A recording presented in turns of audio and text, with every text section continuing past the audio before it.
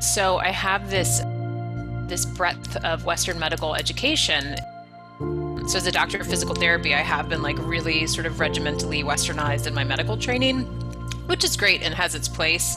And I think that was part of my, not concern, but I guess maybe part of my questioning mind with coming into this practice is like, oh, is it going to be, like Reiki or like something else that I think is sort of cool, but I don't really, I haven't had experiences where it's really worked on me a lot. So I certainly have a level of doubt. So it's been really neat to notice how I feel differently personally from doing the daily practice, and then to have those experiences with just letting go of a lot of that of like, oh, I don't know, does it work? It doesn't fit into this bottle, just to look at it as a completely separate thing that I don't have to understand all the way or have all the answers to. I can just try it and let the experimentation of doing the practice and doing the work serve as its own sort of, scientific method.